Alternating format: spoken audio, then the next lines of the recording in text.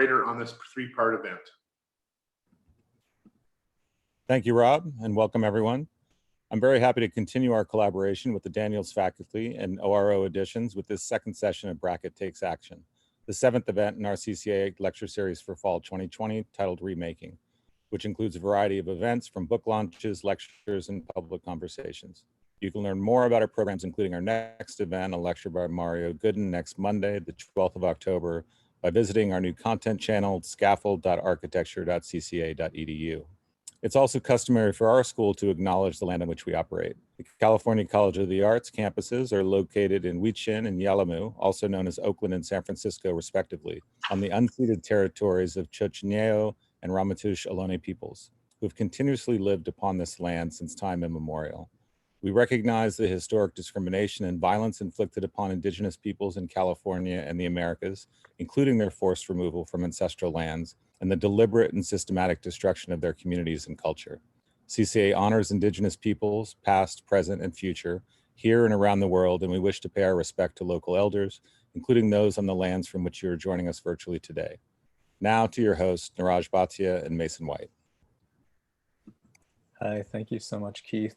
My name is Neeraj Bhatia. I'm an associate professor at CCA and also founder of the design practice, The Open Workshop.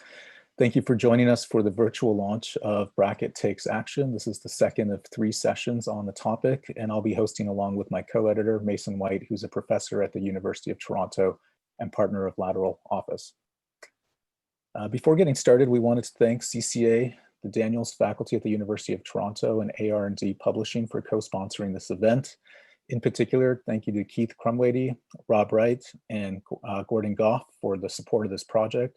We also want to thank the Graham Foundation, who has been a consistent supporter of the Bracket project since its inception, our media partner, Archinect, as well as Harler Brun, our graphic designer for this issue.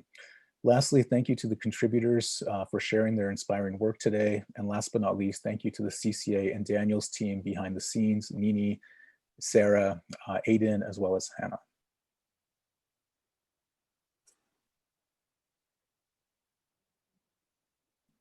So each issue of Bracket addresses an urgent contemporary theme on architecture, environment, and digital culture. This 4th issue addresses the notion of action in spatial practice and the complex interplay between politics, society, and space. Hannah Arendt's 1958 treatise, The Human Condition, cites action as one of the 3 tenets, along with labor and work, of the vita active, or active life. Action, she writes, is a necessary catalyst for, quote, the human condition of plurality, end quote, which is an expression of the common public and the distinct individual.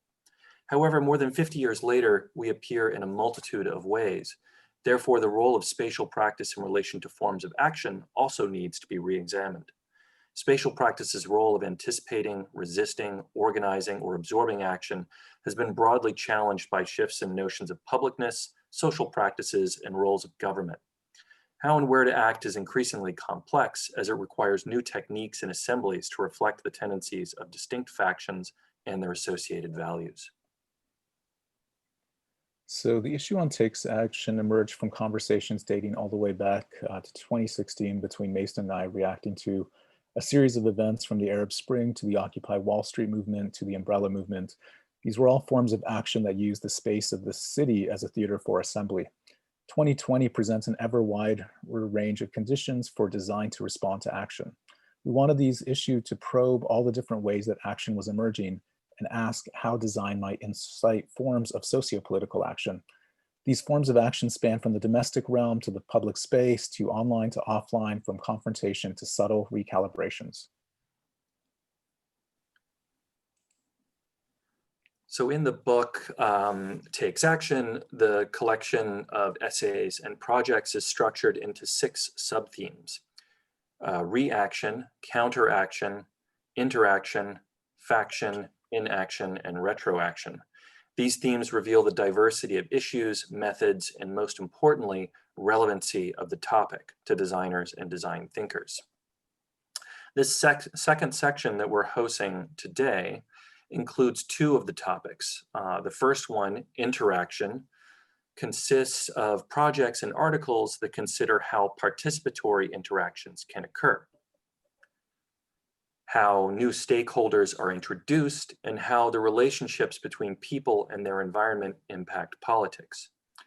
Or what is the spatial agency of the individual in relation to the pluralistic collective? Today, we're fortunate that interaction is represented by Albert Pope and Samaa Elimam. Samaa Elimam is a PhD candidate at Harvard GSD, researching the history of engineering, empire, and the making of the past in the Nile Valley. She has previously worked as a designer at architecture offices in Cairo, San Francisco, and Los Angeles. Albert Pope is the Gus Sessions Wortham Professor of Architecture at Rice University, where he's also the director of the Present Future program and author of the recently reissued edition of Ladders. So the second theme we'll be talking about today are factions. These are situated within a particular constituency and interrogate how these groups act internally as well as interface with other groups. These projects and articles foreground the commonality of the subject as a way to consider specific forms of action. In what way is the formation and emergence of subcollectives informed and empowered by design? And today we're super lucky to have Cesar Lopez and Lori Brown presenting their articles in the issue. Cesar Lopez is an assistant professor at the University of New Mexico and associate at the Open Workshop. Lori Brown is professor at Syracuse University, where she also is director of diversity, equity, and inclusion. And to launch the series, AR&D, our publisher, is offering a 30% off discount, and we'll include in the chat either Neeraj or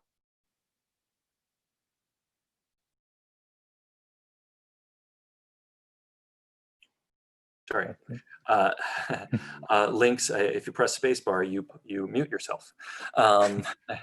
Links in the chat so that you can get access to the 30% off code for international and US Canada orders. So that's in there.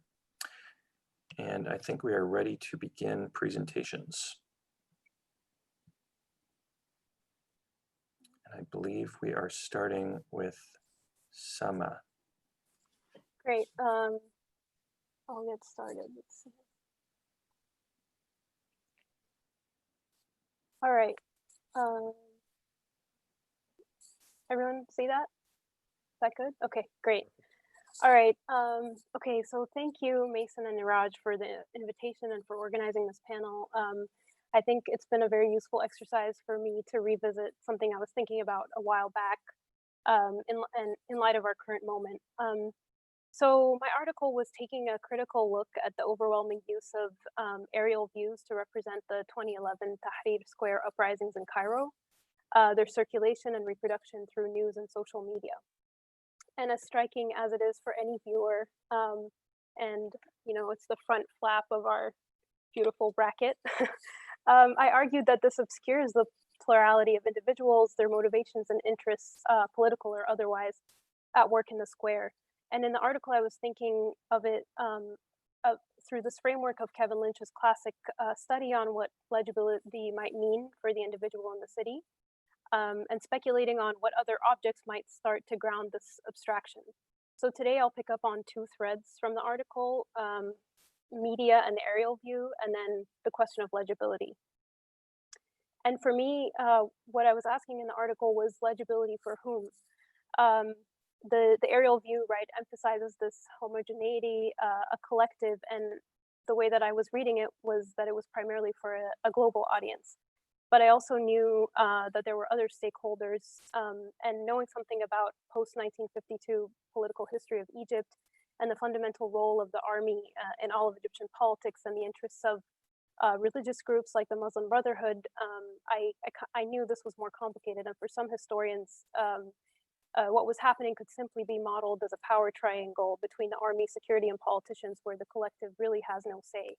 I think I'm a little less cynical than that, but to kind of think of where I was about 10 years ago now, when I was thinking about this, I was an MArch, or when the uprisings happened, I was an MArch student in Cambridge, Massachusetts, occupying both the categories of citizen and global audience, watching and reading the news online and seeing overhead images again and again but at the same time, speaking on the phone with family and friends in Cairo and hearing about individual experiences inside and out of the square. And so I knew that people out there ranged from, private university students demanding more political freedoms and the right to expression and partisanship, to unemployed men and women with little to no food security.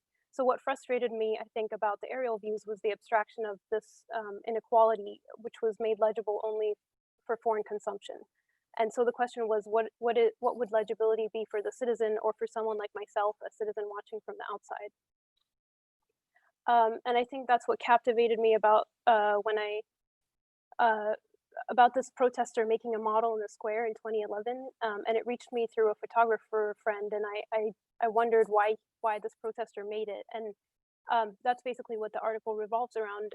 In it, I talk about how the model is a tool of legibility for that protester and the many others who assembled around it to make sense of their environment, to discuss, to take pictures, to visualize, to touch, to replay traumatic incidents like the Battle of the Camels, to compare how each person experienced those incidents. So I also talk about in the article how this is a square within a square and how it moved between traffic islands in Tahrir overnight. And at the same time, there's this kind of playful, satirical take on it. So this $1 bill represents the building of the American University in Cairo in Tahrir. And then this KFC sign is a symbol for the apartment building with a KFC on the ground floor.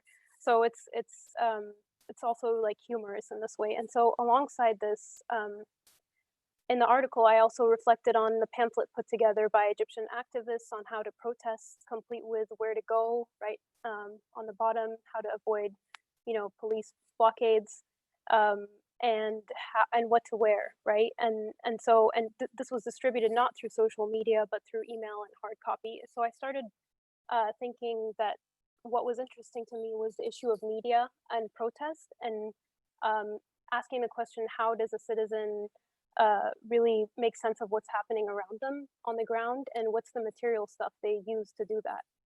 And I think the model and the pamphlet were some examples. And back in Cambridge, I was asked with a colleague to curate an exhibition on Tahrir in April 2012, and we decided to rebuild this model and have it be the center of our exhibit. And now that I think about it, I could think about like a problem of decontextualization, or picking this up and putting it in an academic context. But I think that was kind of our attempt to negotiate the intermediary position between citizen and global audience. And it was interesting to see how a foreign audience interacted with it in a new, more personal way of seeing Tahrir, as opposed to what they were used to seeing on the news.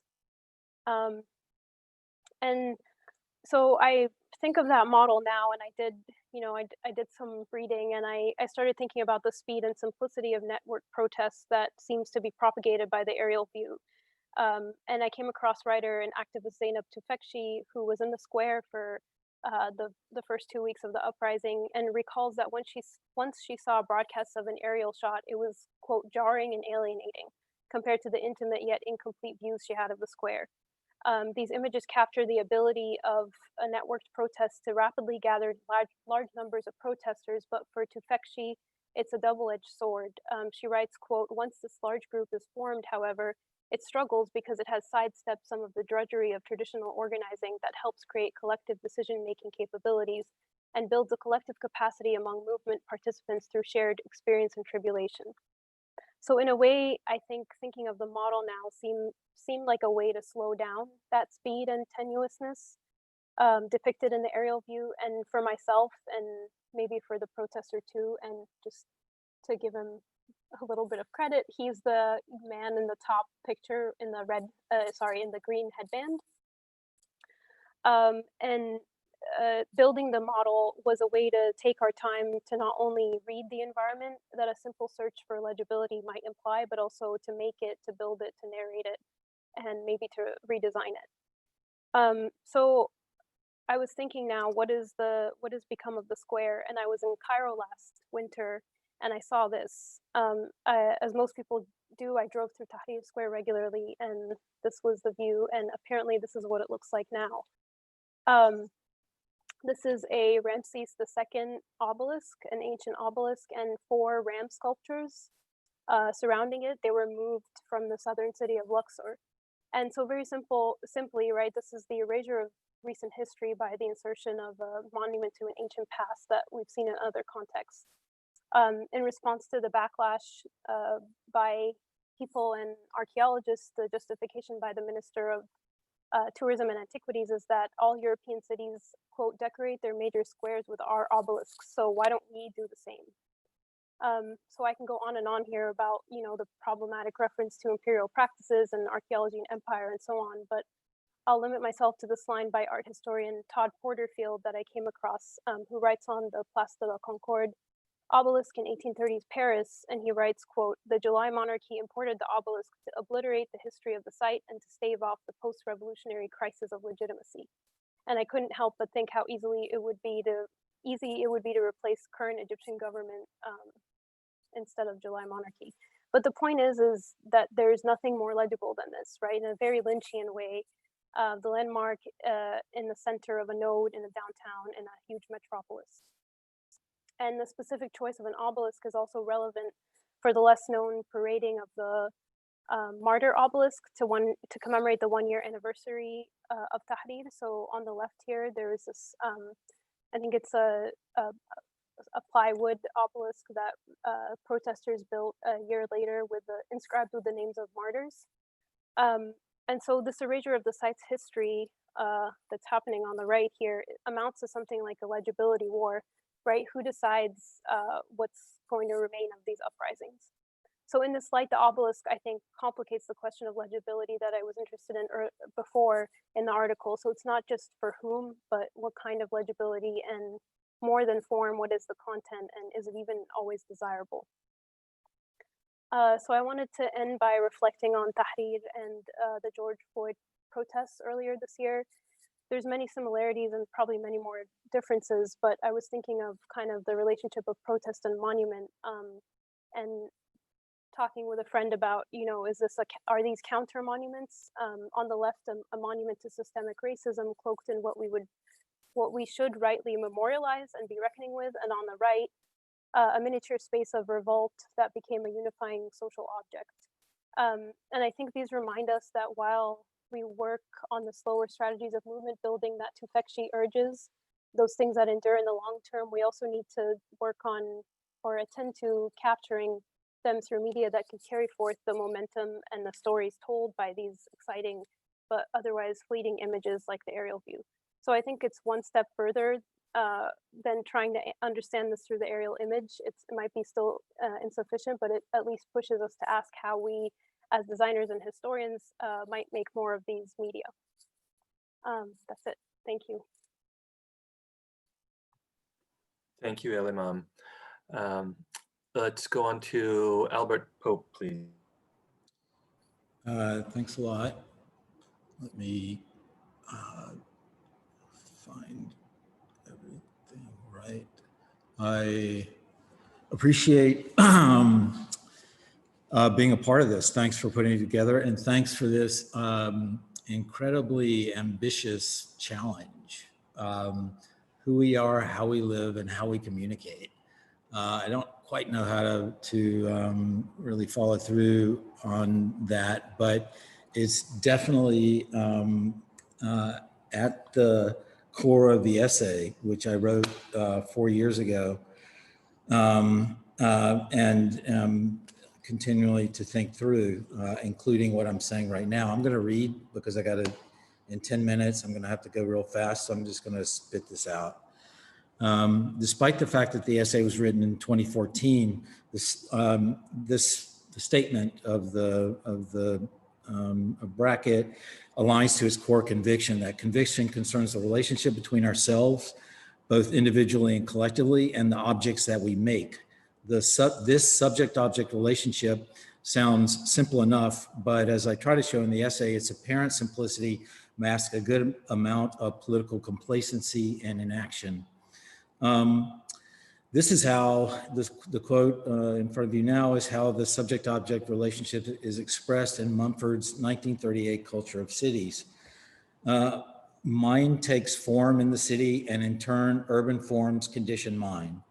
For space, no less than time, is artfully reorganized in cities, in boundary lines and silhouettes, in the fixing of horizontal planes and vertical peaks, and utilizing or denying the natural site. The city records the attitude of a culture, the fundamental facts of its existence. The open avenue and the closed court tell the story not merely of different physical accommodations, but of essentially different conceptions of human destiny. The city is both a physical utility for collective living and a symbol of those collective purposes and unanimities that arise under such favoring circumstance. With language itself, it remains humanity's greatest work of art. This passage sounds a little bit naive today, mostly because it's very difficult for us to see how our own world, parking garages, franchise kiosk, housing tracts, big box retail, how our own world could ever be a reflection of ourselves. Even harder to see how these urban forms represent, in Mumford's words, a conception of human density, a destiny. Can we speak of freeways and strip malls as humanity's greatest work of art? I would answer this question with the supposition that there's no getting around the subject-object dynamic. I'm convinced that forms influence our actions as much as actions influence our forms, and that in spite of the banality of our urban production, there's a direct relationship between who we are and the things that we make. In this regard, when I heard of a call to action, first thing I asked was not who or how, but where. The urgency of the question is owed to the fact that we no longer build the kind of urban spaces that support public action, and we have not done so for the past 6 or 7 decades. What we do instead is to borrow the streets and plazas of our urban past, spaces that were built in the image of our ancestors' urban cultures.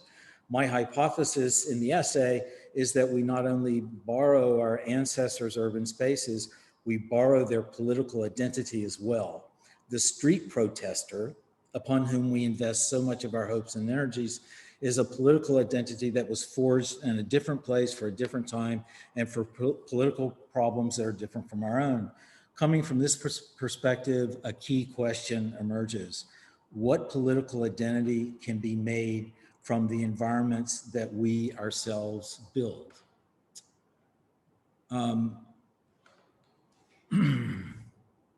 In my essay, I use the example of Hong Kong, where the public spaces of the 2014 umbrella revolution took place in Hong Kong Central.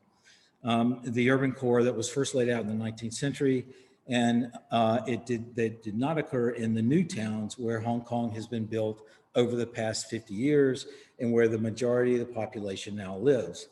This is because apart from a few large markets and a few large subway platforms, there are no spaces of public city in the new towns. The umbrella revolution was largely staged in the massive street caverns of Hong Kong's urban core. Just a few metro stops away is the new town Sha Tin, whose urban core is a rectangular canal, a product of land reclamation. The core of Sha Tin is not made of form, it's made of space, and that space is not occupiable. What is so interesting about the new town is that there is a centralized effect, as you can see in this drawing, but there's no representative political space, only its palpable absence. If I had the time, I could dwell on the same absence of a collective accommodation in practically every city that has been economically viable over the past 7 decades. But instead, I will simply restate, if the forms we build, if the forms that we actually build influence action as much as actions influence form, who is the characteristic subject, political actor that arise out of the urban forms that we have produced over the past half century? This is where I live. In the essay, I raised the fact that the urban spaces that we have produced do not support a public assembly. Today, we build mass housing tracts, office and industrial parks, commercial centers that are distinguished by the absence of traditionally formed anthropomorphically scaled streets and plazas. They are built like Shatin to accommodate, if not celebrate, individual rather than collective life. Recognizing the subject-object link, the link between who we are and what we make, forces us to see that the spaces of the past were made for different economic, political, and cultural actions that resulted in entirely different outcomes. Today, the demonstrations that take place in our inherited urban spaces provide a form of public catharsis, but they rarely affect change as they did in the past. Sadly, the protests of Hong Kong and Black Lives Matter are not the October Revolution. Ferguson, Missouri is not St. Petersburg, and this is not 1917. In 1917, we were still building streets and public squares, even palaces. Today, the only palace we can hope to storm are consumer palaces, and this, of course, is called looting. So while the public catharsis is real, its political efficacy is not. The point is not to eliminate protest, however, but to refashion our modes of political efficacy. This can be done by questioning the modes of protest we have inherited. In the essay, I contrasted the effectiveness of the woman or man on the street, the umbrella revolution in Hong Kong, to the isolated man or woman behind the computer, say Edward Snowden, a political actor that did not even exist 20 years ago. The ineffectiveness of political protests against the fossil fuel industry are actually a better case in point.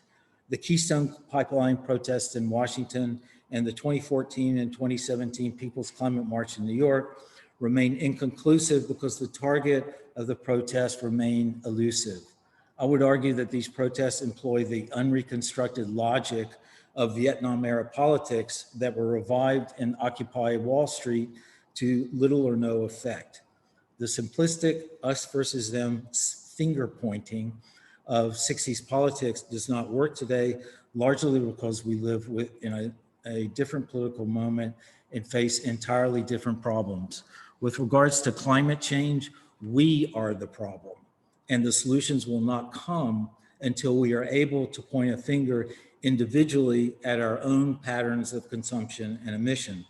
While the oil companies are targets of these protests, they are at best a proxy for our own culpability in the changing climate. While certainly culpable themselves, pointing fingers at oil companies is a distraction from that basic fact. From the perspective of climate change, far more interesting was the wonderful David and Goliath narrative that sprung from the protests of the so-called kayaktivists. While they were still engaged in finger pointing, they suggested a newly aware political actor. They used the harbor of Seattle, not its streets, to take on Shell's mammoth drilling rig that was being towed through the harbor on the way to drill in an ice-free Arctic. The punchline was, of course, that oil was used to mass produce the plastic kayaks. The correlation created a real affinity between the Lilliputian boats and the behemoth that brought them into existence. And most important, I don't think the irony that these kayaks are a petroleum product was lost on anyone. And more importantly, the protests did not keep anyone from producing or buying more kayaks. While Vietnam-era politics have their place, today they play out as occasions for political theater as much as political action. And this is really the point. The recognition that protesting is a particular form of public theater does not mean that it can have an effect. My own idea of a political actor comes from an actual Vietnam-era activist, Abby Hoffman, who questioned the efficacy of street protesters in his own day. His critique, which you probably know, was summed up in a simple phrase. Free speech is the right to shout theater in a crowded fire. I like the way that we have to sort of stop for a second and figure out what that means. The point is that we have to develop a form of cultural protest. that is far more sophisticated than a Molotov cocktail or looting to confront our enormous social environmental problems. We have to figure out a way to get over the us versus them finger pointing and search out a political actor that is capable of pointing a finger at him or herself. This self, the highly individuated subject of contemporary urbanism, is already reflected in the things of this world.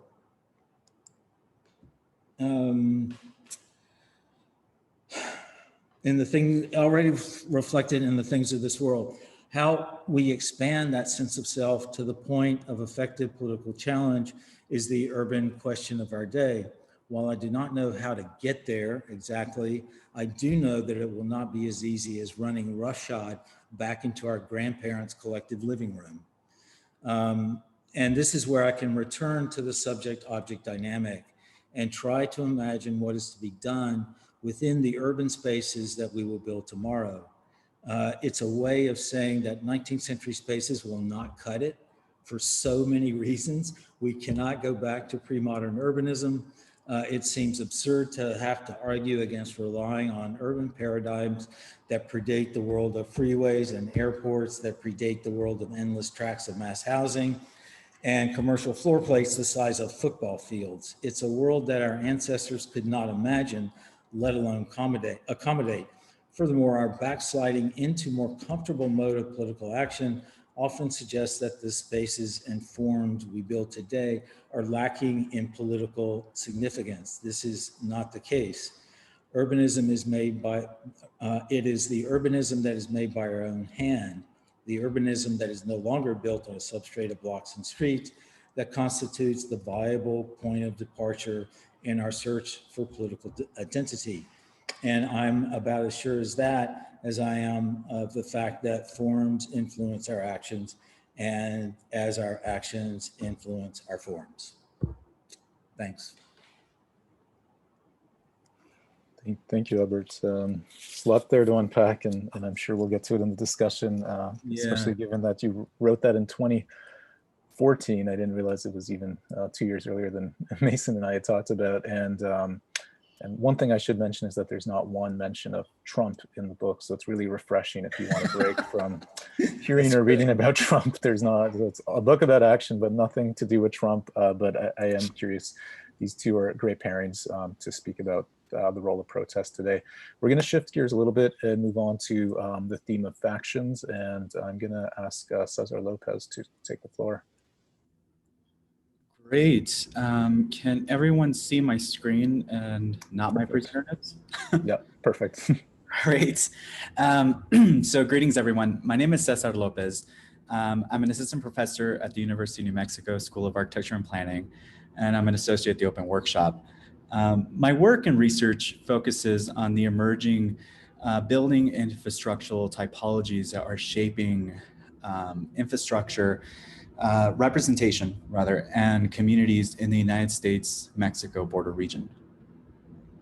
Now, I grew up in the borderland of El Paso and Ciudad Juarez, two cities that have historically been tied through a shared sort of bond of a shared culture and an integrated economy.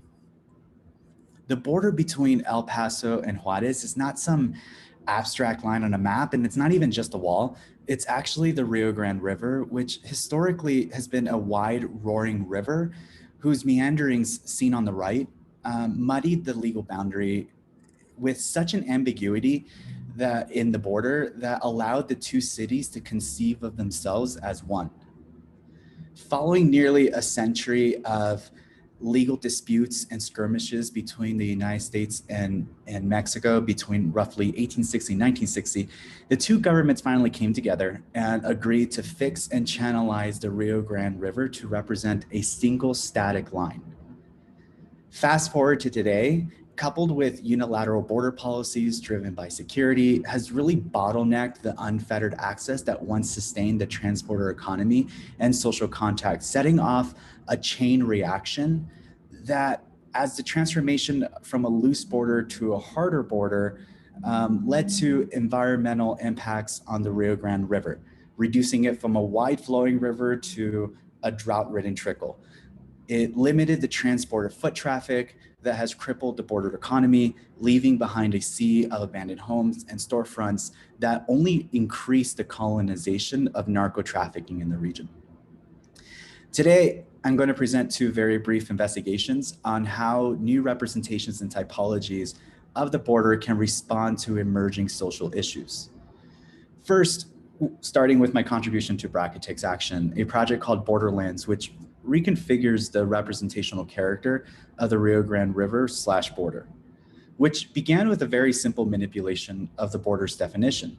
Essentially, if wherever the river is, the border is, then if we were to expand that line into a space, as you see on the right, can it suddenly be free of national affiliation?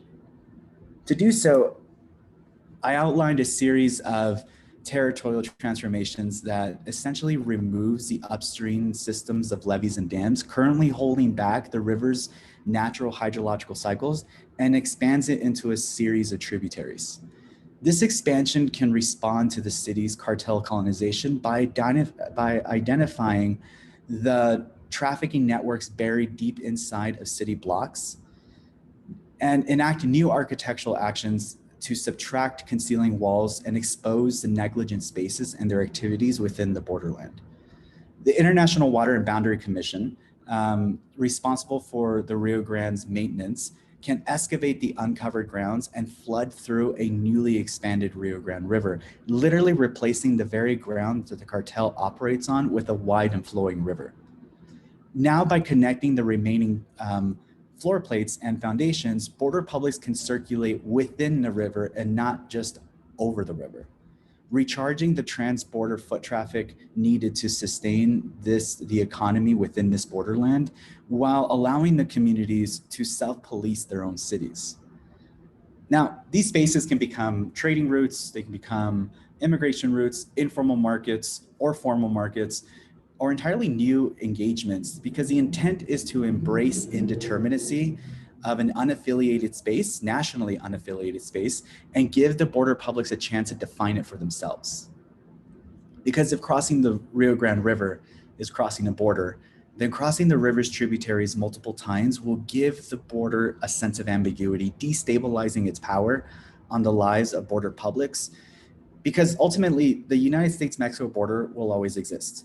The borders are a political and cultural reality.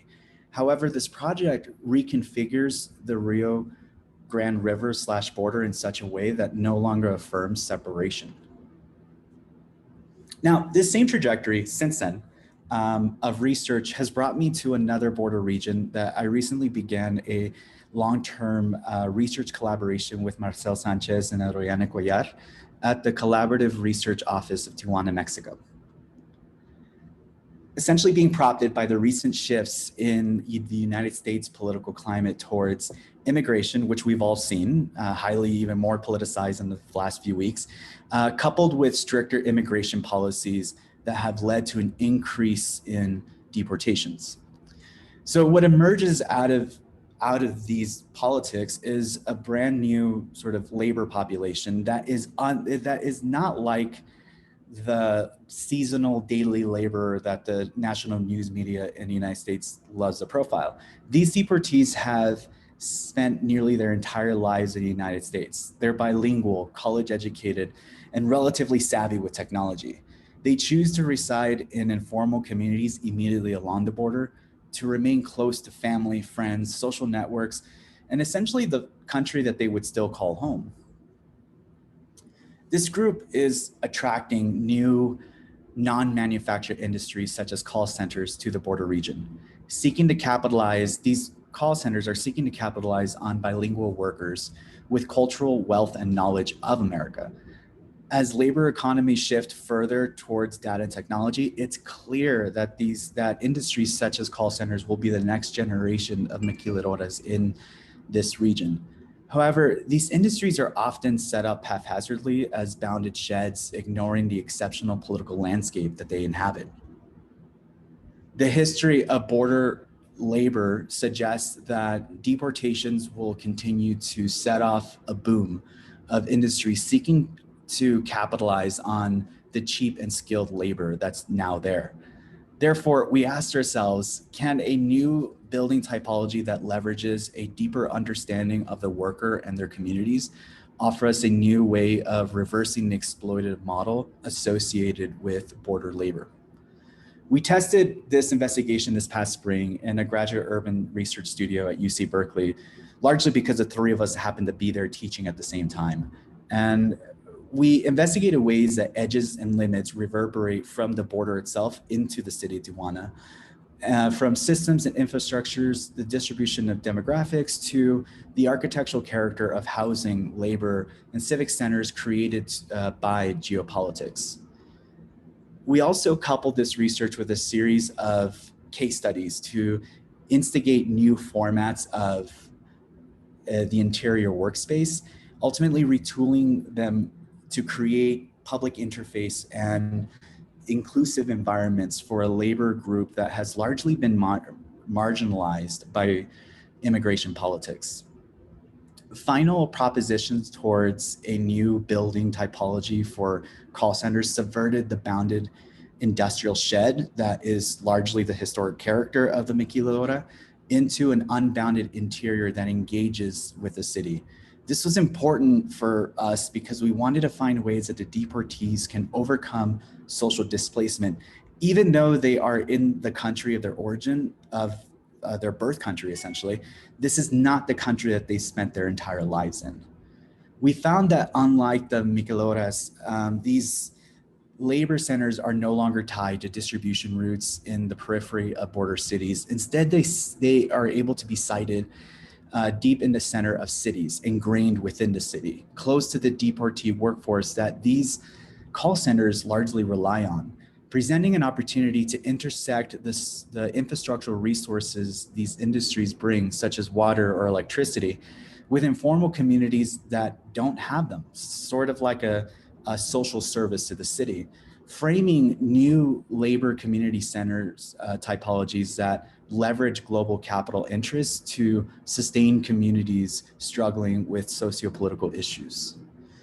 Now, these works and interests finally have led me to where I am today. Because of my interest in territorial politics, I am residing in the border region in the state of New Mexico, just a couple 100 miles from the US-Mexico border, where I'm hoping living in this area will largely give me an even deeper understanding of how political, social, and economic structures are ultimately dictated by the border itself, and seek ways for how our built environments can be designed in such a way to subvert subjectivity and the inclusion-exclusion dynamics present in everyday life in the border region. Thank you. Thanks so much, Cesar. It's great to see both your article and some of the newer work that has come out of some of those earlier studies. Last but not least on our presenter lineup today is Lori Brown. Lori, please take the floor, and for anyone out there listening, feel free to add any questions that you might have to the presenters into the chat, and Mason and I will be curating from there shortly. All right, thank you so much. I'm delighted to be a part of this and look forward to the discussion afterwards. My contribution to Bracket was titled Spaces of Conflict. And in my 10 minutes, I want to give you a bit of a framing of that work and then what has happened as a result in many years since. So this was really a book, well, it comes from a book that was looking at issues of conflict in space, contested spaces in North America, and primarily spaces of reproductive healthcare access. And one of the aspects that happened as a result of this research was having the ability to be able to take action directly as a result of the research that I've been doing. And I'm very interested in this work and subsequent work where our legal system, whether that's through legislation or the judicial system, has a direct impact on how we understand space and how we have access to space and how space is actually limited through these different legal devices. And because what I'm talking about is really focusing on Roe v. Wade, which was the Supreme Court decision from 1973, and that guaranteed a woman's federal right to an abortion in the United States. And this decision was grounded in issues around privacy. And as you may or may not know, Justice Ginsburg has critiqued that decision on numerous occasions, and that she thought it was actually not a good basis for something that has continued to remain contested since 1973. And in this distinction between privacy and public, it reinforces gender divisions. And these are deeply entrenched, these divisions, within Western political theories of freedom, personal autonomy, patriarchal familial sovereignty, and private property. As the geographer Nancy Fraser has just written, these binaries are entrenched within our political philosophies, law, popular discourse, and general spatial practices, and are used to legitimate oppression, regulate and exclude aspects of sexualities and differences, and really reinforcing a patriarchal heterosexual power. And these take the form from a Supreme Court case, as an example, from 2001 that defined distances around bodies and buildings in terms of protecting those coming in and out of these zones. It also has influenced through looking at issues of state rights and state governance. This was published in the book in 2012, so I'll want to just highlight 3 states at the time of the publication had only 1 clinic per state, and today we have 6 states with only 1 clinic, and this keeps hovering back and forth. It's a very fluid, not a fixed situation.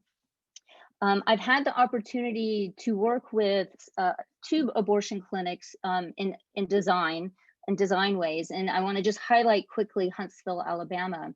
They were interested in creating a more protective and secure environment around their clinic. They received a number of protesters.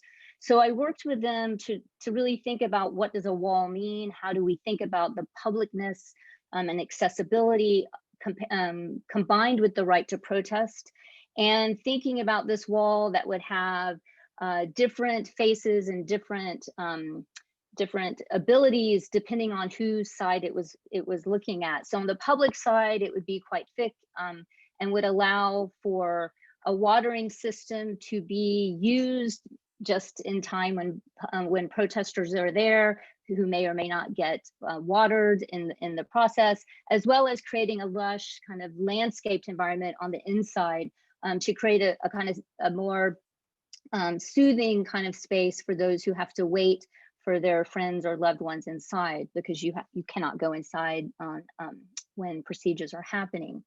Another aspect of this work has also dealt with building codes. And I think it's important to understand that building codes have been incredibly politicized in and around reproductive healthcare access in this country.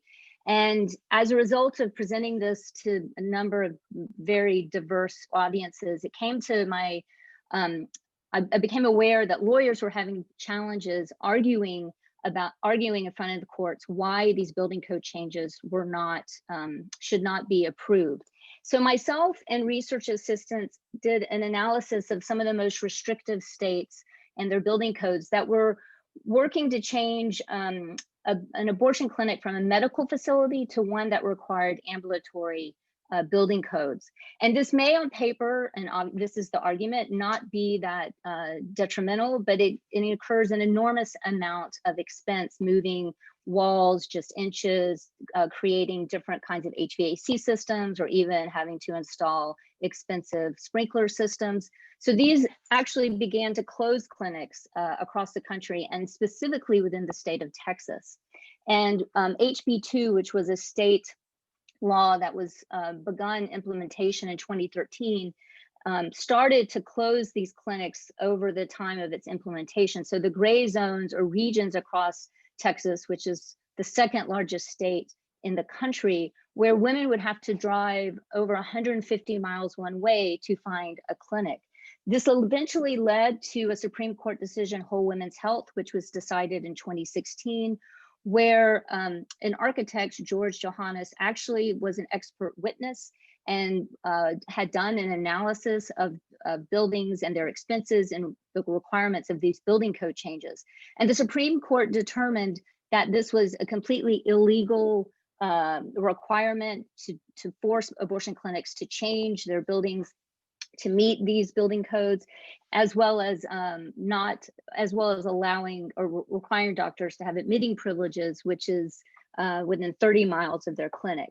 So at this point, the design of these clinics became highly contested. The Supreme Court said you can't do it. And then in this year, June Medical Services versus Russo, a similar case made its way to the Supreme Court, which they thankfully upheld precedent from 2016 and deemed that also illegal. So there's a series of ongoing legislation that chips away at the ability of clinics to remain open and the spaces that they have. More recently, I'm collaborating with a lawyer and a women's studies professor and a Latinx scholar on the Garza versus Hargis decision. And this decision or series of litigations was on behalf of unaccompanied undocumented minors who were being held in detention, who were seeking to terminate their pregnancies. Often these pregnancies resulted from the journey from Central America to the US, and they sometimes would arrive and not know they were pregnant.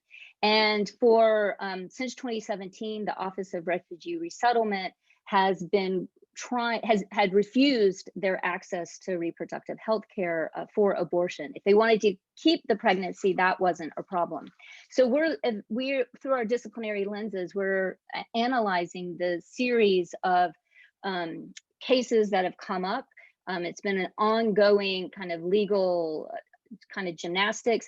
I'm particularly interested in the spaces that are being discussed through, it was Judge Kavanaugh, now Supreme Court Justice Kavanaugh, who was talking about the spaces of shelter and detention compared to a good space to make a decision for. And I'm using the lens of Agamben and Foucault to talk about spaces of exception, as well as the biopolitics and the autonomy of the body.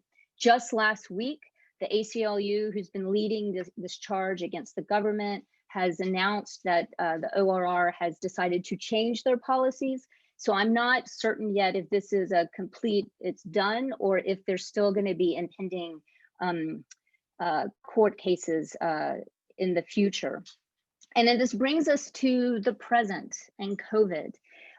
Not surprisingly, some of those very same states who have only one clinic are also states that have tried to use COVID as a rationale to deem that abortion is not a medically necessary procedure.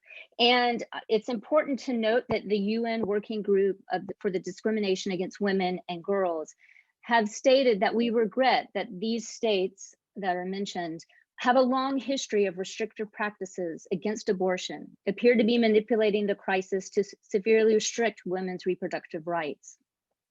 And they want to reiterate that sexual and reproductive health services, including access to safe and legal abortion, are essential and must remain a key component of the UN's priority to its response to the COVID-19 pandemic.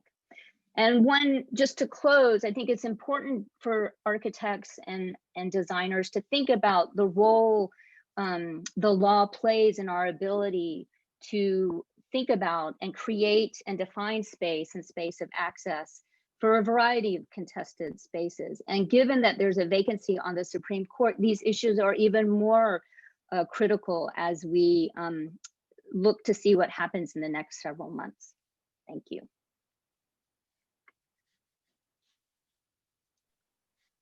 Thank you, Lori.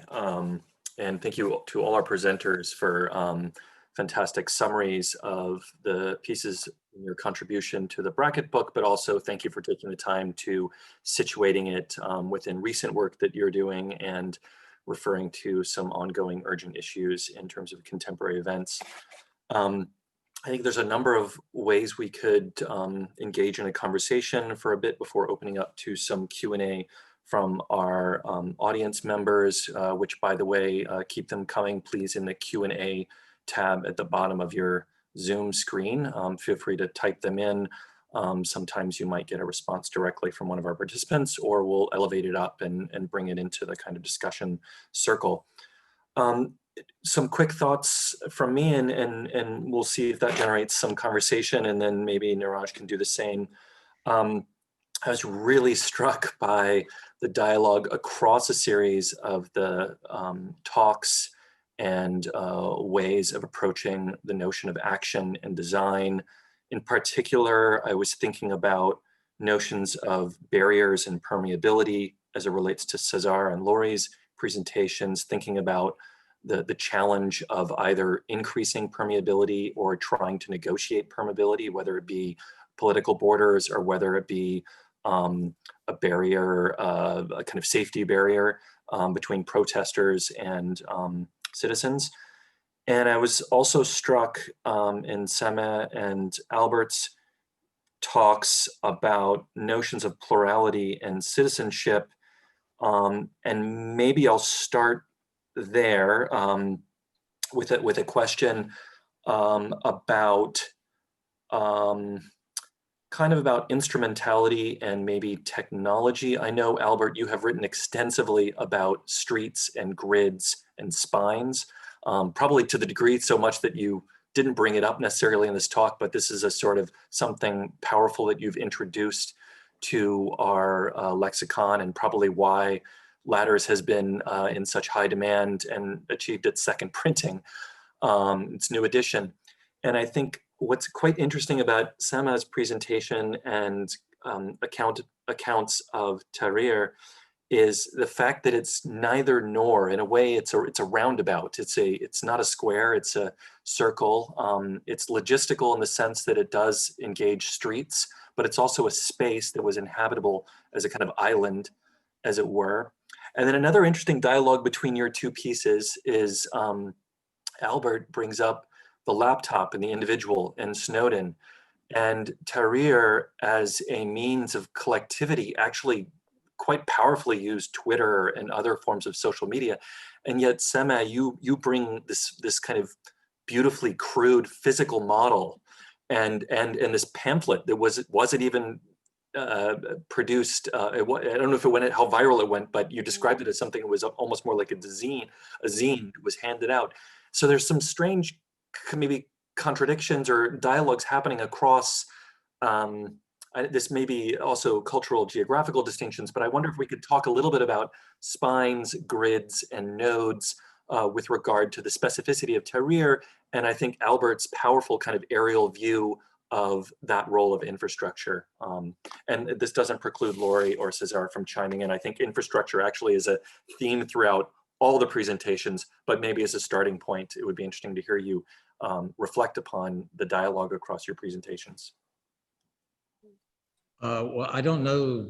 I'm afraid I haven't looked at Tahrir Square. I'm surprised that my impression was that it has never been that it's an island or that it's not intensely connected into the fabric. So I would have a hard time making a specific reference to that. I think it's, if it is, it's even more interesting to me. I think a lot of our given the discontinuities in the cities that we build, we really need the electronic infrastructure to compensate for it, such that when you have discontinuous spaces, what you're really relying on is it is an event, as opposed to something that we saw far more common in the 19th century, which is where crowds would gather, maybe in their origins rather casually, but it had to do with the crowd formation, had to do with the continuities and the ebb and flow between daily spaces and the scene of protest. And I think in a important way, we have overcome the fact that we don't have those continuities necessarily anymore in a lot of the built environment, but that it has nonetheless been overcome with social media. I guess any could argue about a lot of media. So it doesn't, even though I just assumed that Tahrir Square was integrated, and that it was more of a spontaneous crowd. It doesn't surprise me that it nonetheless gained its importance. And undoubtedly, and I know of through the spread spread of the word through Twitter. Yeah, And- so Go ahead. sorry, just to jump off of that, so Tahrir is it is a very important connecting node, but it's only for cars, right? And so it brings in over 20 streets from all over Cairo, and it's basically almost never been that central green area before 2011 was never accessed by pedestrians, almost just to jump around and to cross streets. I had a friend who visited and lived in Cairo for a while, and he would call it the circle of death. So just to cross the street. So it was not friendly to pedestrians at all. And so in that way, I think it's interesting to think of it as a central node, but something that never tried to collect people or to have any kind of, to be any kind of public space. But to think, it's undoubtedly that Twitter and Facebook were central to gathering people out there. But I think what, for example, the Tufekci book that I was mentioning, Twitter and Tear Gas, what she brings to light is that as important as that is for those specific moments and to gather people and to collect people with a common goal out there, it also is problematic because people can as easily as they go out there, don't come back or don't continue or don't kind of stick with that with their goal of turning it into something long term or so that's the kind of issue that I was trying to bring up. And I think yeah, it's a contradiction. And I think that model somehow, even though I could also say that the way that it reached me and the way that the memory of it is still alive somehow because it's made of styrofoam and whatnot, is through media. So that's like the kind of other that's the purpose of it, right? Is to memorialize. I think I have there was a question in the Q&A by Sneha who kind of couples. I want to answer that separately. I'll type that in, but I like how she couples the role of technology as both an organizing mechanism, but also a memorializing mechanism. And I think that's the kind of that's the contradiction or the dialogue that we have that's interesting to think about. But I think just to build quickly on that, I think that your articulation of the model as a sort of individual expression, I feel like ties in nicely to Albert's observation of the shift from the grid to the spine as a shift from the collective to the individual and the empowerment of the individual. The model is something that's made singularly, it's once, and it might be participatory and iterative, and it might be ever changing, right? That seemed to be what you liked about it, is that the model allowed someone to participate and engage with it rather than as a sort of fixed element. It allowed someone the ability to sort of contribute to a collective authorship, but with the kind of, there was only one of it. It wasn't ever replicated. Anyway, super interesting. Thank you. Thank you. Yeah, I think there's a weird connection. There's a sort of assumed connection between technology and urban form that's usually kind of off. It's usually either technology is totally bad, it messed up our spaces, or technology is great and why we need these spaces anymore. But I think their interconnection has been interesting and relative to what you just said, generated a different kind of polity around it. I mean, we never would have built the suburbs if we wouldn't have had TVs and telephones, right? We would never have accepted those discontinuities in our lives if we didn't have some kind of compensation for that. And I think as our cities have become more fragmented, the technologies become much more sophisticated. And I think the sort of hybrid events that they're creating, like your approach to Tahrir, are exactly what we should be looking out for. They're not like the events that we normally associate with street protests, and that also does I think importantly extend to the historical or the documentation of it. And I think in that ways, it's, I mean, the only way I can continue to think about that stuff is to find ways that we have been able to overcome the physical limitations. But I think more than just overcoming them, it's produced these new hybrid events that are altogether positive. It's a great point. Thank you as well for all those amazing presentations. And just to piggyback on this conversation and introduce the question of legibility that was brought up very early on in the talks by Sami's presentation. And these are tough things to bring together because Cesar and Lori presented sort of design, kind of proactive design approaches versus Albert and Samit's pieces in the text, which are looking less at design and more at a kind of situation and trying to unpack it.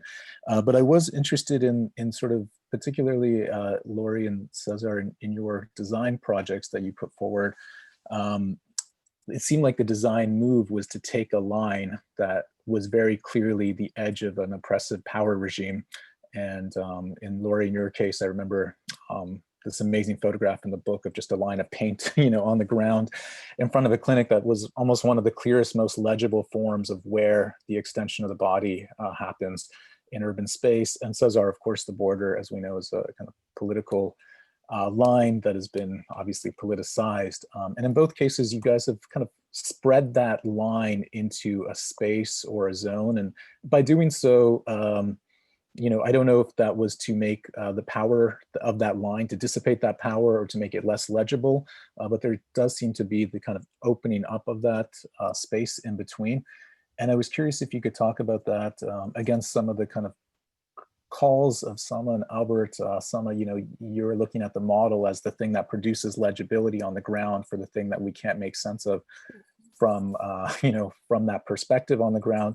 And Albert, in your case, I know a lot of your work around legibility, but it seemed like in the piece specifically for Bracket there, and you say it, that it's not a simple us versus them in the protest, just as much as it's not clear what the forms of action should be to respond to these new urban forms. It also seems like it's also not clear who we are protesting to, like who is the person on the other end, what are the levers that we push on. So there does seem to be some claim there about producing legibility of who those actors might be. Maybe I'm reading in between the lines here, so correct me if I'm wrong. But I think this kind of question of legibility and seeing it in space becomes a really interesting one to think about our role as designers and spatial activists. I don't know if anyone wants to jump in there, but I guess Lori and Cesar, for you two particularly, like just that act of opening up the line into a space. If you could just talk a little bit more about the goals of that, as kind of the political goals around that. I think for me, how does one, I believe very fervently in the First Amendment and the right to protest. And what I was finding in a lot of the legal doctrine was that the right to protest supersedes the right to physically access a building. And time again, that line of the clinic property became like, if you can get to it, great. And if not, well, those people have the right to protest. So really thinking about how does one defend and protect that line, all the while providing a space for protests to continue. But I became far more invested in the safety and integrity of the clinic and their ability to stay open and have that front door accessible.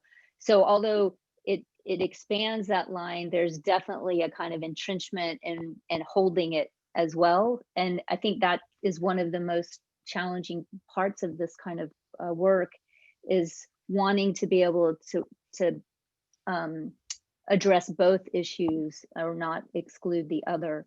But some of the protests, especially in the clinic in Mississippi, it's so radicalized and there's so many people and it's so loud that that line becomes really important to preserve for the patients and the employees to access the property.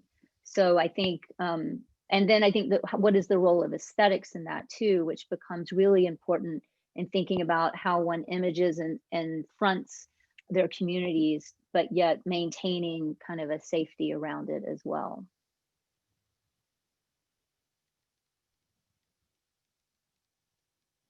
You're muted. I was on mute, which happens to me daily. So I think one thing that really pops out to me, especially in looking back at this work, is that just how much, even though the border does present, some subjectivity in terms of national affiliation, it at the same time presents a lot of opportunity. It's not necessarily the physical border as in the wall or as in the river, but it's the economic border that people capitalize on. A lot of people within that region and other border regions will work in the US but live in Mexico, where the disparity in monetary value changes dramatically, right?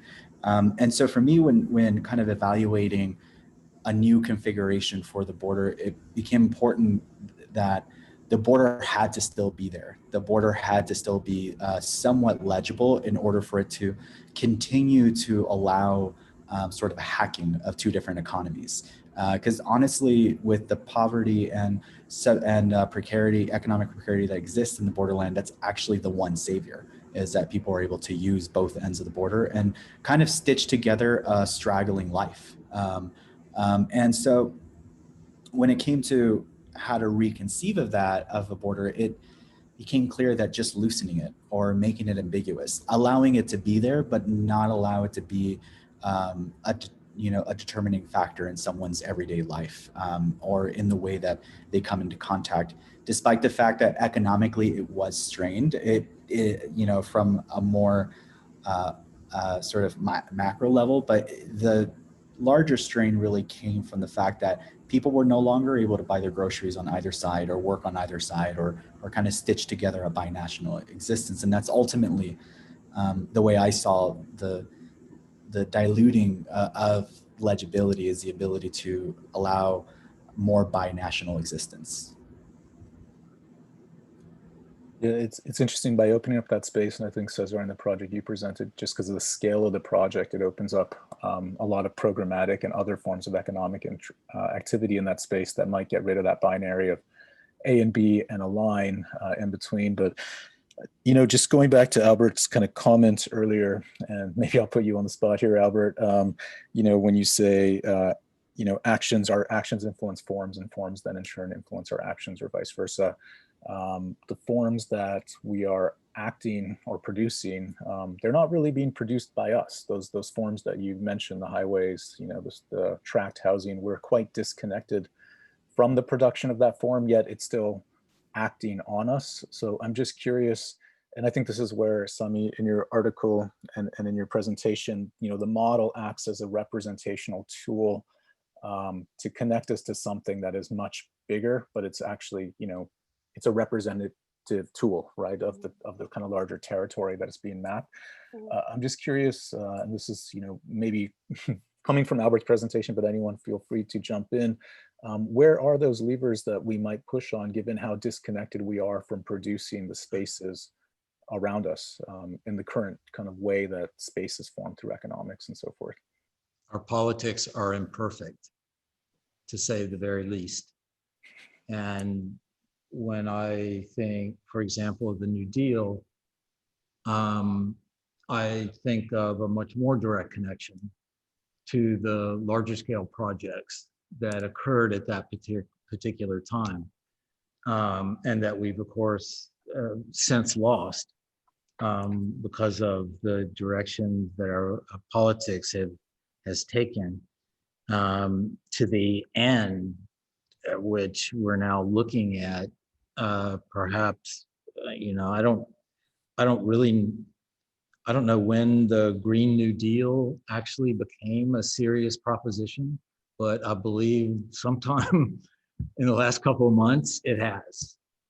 And I find it fascinating to speculate on what a return to Keynesian economics would mean in the 21st century, or what a welfare state, and it certainly couldn't be called that, but what a more direct control, a direct democratic control could do with regards to the built environment. And I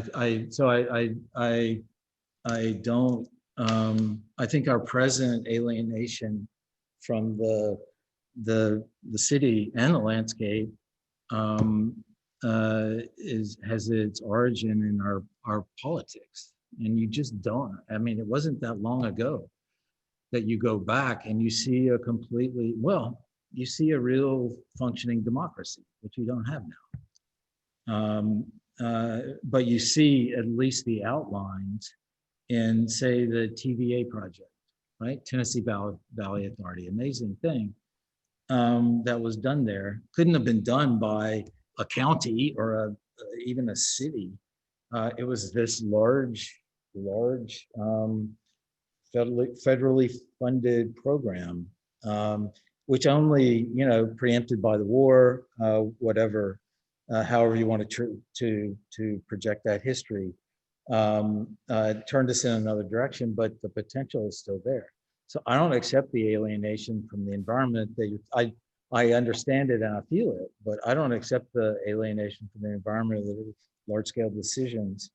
And I don't think any of us should. I think part of a job of our job as designers and architects is to make it clear that it doesn't have to be that way, and that there's another way to think, especially about large scale projects. If that's Sorry. close to an answer to your question. For sure. Yeah, I definitely, there's more things I could say, but there is kind of a question of, are you going into your other grandparents' closets with the TVA example, and looking at a different form of nostalgia of space in a regime that's also kind of passed. So there's also, for me, this kind of question of within the things you list, like freeways, suburban tract housing, within that kind of paraphernalia of the contemporary city, is there a project within those protocols? But Lori, I also want to pass to you. Well, I think also it calls into question, what is our discipline? What's the future of our discipline, and what role do we have to play? And I think we've ceded so much of our expertise to other areas. And, even thinking about who creates the requirements that we have to fulfill, right? Developers have so much power. We have to become more engaged with the kind of earlier phases of the possibilities of projects for us to matter. And I think, and we aren't right now. We don't teach that. I don't think we teach it well. And I don't think we as a profession are primarily interested in the kind of legalistic aspects, which are so important and powerful in the construction of the built environment. And I think it's not about the object, but it's about all the things that produce or enable that object to happen. So for me, it's about how do we define the future of the discipline in ways that become far more proactive in engaging just a much wider array of possibility of space making, whether that's through building codes or planning, and build, I don't know about scales of projects. I don't know I don't think in our current political environment and our current economic environment, that's necessarily possible. I was thinking about that when you were presenting about, it was really powerful to see the expanded version of the project to include the study in Huntsville and elsewhere as examples. It's almost like case studies in negotiation, and how these new knowledge bases were required of you as an architect to understand legalese, to understand code at the level of this kind of novel building typology, which isn't so easily, residential, commercial. And I was thinking, Lori, and I, I wish we could give all of you 20 minutes instead to present, but I think the conversation is just as interesting. But I was thinking, Lori, about your powerful, collaboration around the Now What exhibition on advocacy, activism, and alliances. And I wonder if you have some thoughts related to this conversation of form and action and agency and citizenship, that I know it's a study of 50 years of agents of change, or architects operating as agents of change, but are there some things that are particularly rising to the top that relate to either current events today, or more broadly this idea of faction and interaction that we brought up at the front of the event? You know, rereading, you know, your request of us to talk about the events more in a contemporary way, I've been thinking a lot about the emerged groups around issues of racism and systemic inequality and white privilege and white supremacy. And I think like Design as Protest and the work of Brian Lee, and the kind of Who Builds Your Architecture, like all of those groups are so important in raising the questions and the awareness, and also change making, and thinking about, you know, the Black professors from Columbia who sent the letter and the call this summer about our curriculum across architecture schools. And, you know, having Sharon Agrada Stone in our exhibition, and the work that, or the movement she was involved in as a student at Columbia in the late 60s and early 70s in her recent book, like it is cyclical, and we see these amazing, the things and people have done over the decades that, you know, with the gay rights movement and AIDS and housing for people with AIDS in New York City. I mean, there's been just these amazing histories that the exhibition's really trying to highlight, to show that actually we as a discipline have been quite engaged, just maybe in more smaller pockets. But I feel like there's such a wave right now, which is super exciting, that not only students, but faculty and alumni are really pushing all of us to take, to be more responsive to how we think about educating our future students and changing the discipline. So, I mean, in terms of 2020, it's like, to me, this explosion of organizations and people coming together. And I think it's having an amazing impact, and we have to sustain it. We have to update the exhibition to include this. So we've got a long list of things to add, which is, I think, incredible, and speaks to the kind of intensity of efforts that have emerged in even the last 9 to 12 months.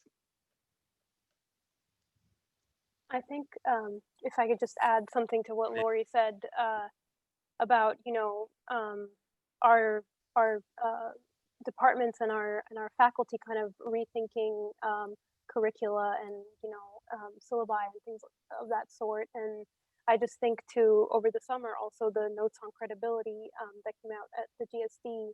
And what that did was more than, I mean, there were specific points in there, you know, about changing, you know, increasing BIPOC faculty and students and resources and so on. But I think the series of conversations that came from that with these curriculum crits, right, is something that I've never seen. You know, I've been at the GSD for a while, so it's something that I've never seen, where we're not just talking about like quotas anymore, or like representation, but we're talking about frameworks, right? Like, how are we even, the students are going into studio wanting to know why they're even, you know, the prompt is even to do, you know, so and so, or to like think about the to design whatever project they're designing. And so we're talking about frameworks, we're talking about modes of representation, we're talking about what it even means to be required to do, you know, 4 perspectives and 2 sections and 5 plans, you know, like what are these basic, this list of stuff that we're always required to do that we never question. And I think that's where the real, like, this is where the conversation gets very interesting. I think in many ways, I think that is essentially where it starts. I mean, when it comes to education, I feel like it has a lot to do with not just who's enrolling in our schools and making sure that recruitment is done in a more equitable fashion, but also that they are as well feel the call, that they feel the empowerment of what a, you know, sort of decolonized education model for architecture could be like. And I think it has to do with rethinking the ways we draw, rethinking the ways we align, or even conflate our own values with the way we draw, right? And thinking about our own politics within the way we do things, because so often we're in schools, many people are told to sort of divorce yourself from your work, or to not think in that way, or not to take on the role of the activist. It's only been very recently that we have. And I think with regards to the disciplinary role of the future, which I think it does start in education, but I think it also, economically, would a lot of architects or would a lot of practitioners say no to a commission that they may be ethically opposed to, but they're actually economically required to take? And it really kind of brings a question of like, how have we set up ourselves in the economy as mainly a service industry, as opposed to a need that could mitigate inequality or exclusion within space. It's really well said, and I really like where the conversation's going in terms of remaking the discipline itself as a meta project. I want to shift gears a little bit and jump into the Q&A and give some time to those that have taken the time to write some questions here. And in terms of, as we talk about remaking the discipline, we're obviously hampered by our own ancestors and our own biases that we were educated in. And, we could also say the same thing for form. The first question from Craig here is about monuments and the idea of, is there the idea of a equitable monument or a pluralistic monument? And maybe to add to that, are monuments still part of our lexicon, or should be part of our lexicon? I don't know if anyone wants to jump in to talk about their views on monuments, particularly in the wake of what we've seen more recently in terms of dismantling monuments or shifting the agenda of certain monuments. Yeah, I mean, I briefly tried to reply in the chat. I'm not sure I was that articulate because I was also trying to listen to presentations, but I think definitely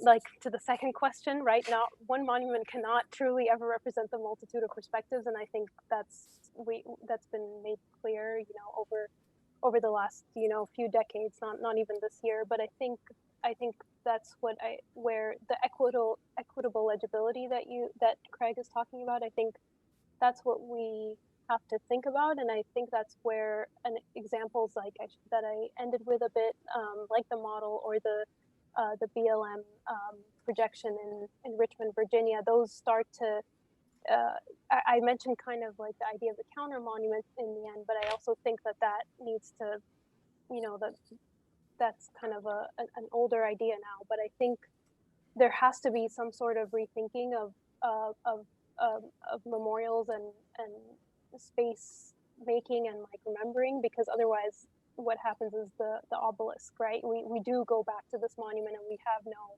kind of sort of other remnants of the space. So I guess maybe less enduring monuments, but then that's also a contradiction. So I don't know, I'm thinking out loud. I think to ask the question about monuments is really to ask a political question. And that question goes something like, are we ever going to come together again? Right? I don't think that the monuments just appear because architects think they're good or bad. They appear because of the social conditions that produce a shared agreement about what is to be revered and cast permanently into stone or cast into history, and what is not. And at the moment, I think it would be kind of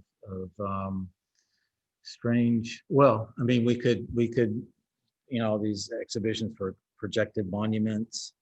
I mean, we could float the idea of monumentality and keep it alive, but it's not alive until there's an agreement, political agreement. So as far as buildings, making monuments in this country at this point in time, I think it's problematic. I mean, in some ways, I feel like monuments implies a sort of positivism too, as though it's a physical structure. Like monuments also can be voids, they can be negative spaces, they can be defined by absences. And in some ways, I mean, it is interesting. Once it became a positivist mass, it then became a new canvas from which to enact counter monuments upon. And so, you know, it's sort of interesting how it sort of then, and that becomes the erasure. The erasure of it is to sort of not only literally the defacing, like to take the word defacing, to remove a face, but also to render it effectively inept at communicating whatever it was monumentalizing before. Yeah, super rich conversation that could come out of that. I think Samaa's text is really key there. We've maybe got time for one more question.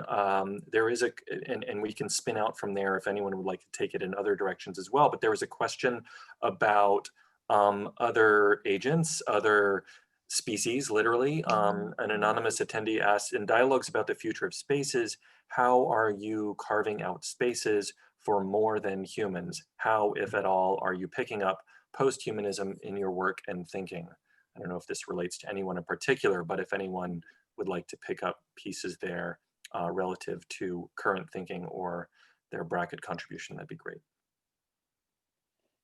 Well, I don't know how much I don't know how much my project can relate to that, but I think that was definitely a strategy in my project of taking what once was a river with very natural habits and tendencies, and sort of desystematizing it, and and sort of erasing not just the channel, but also erasing the systems of levees and dams upstream, which, you know, if I can try to make the bridge here, is a monument to a policy, right, or to an agreement, right?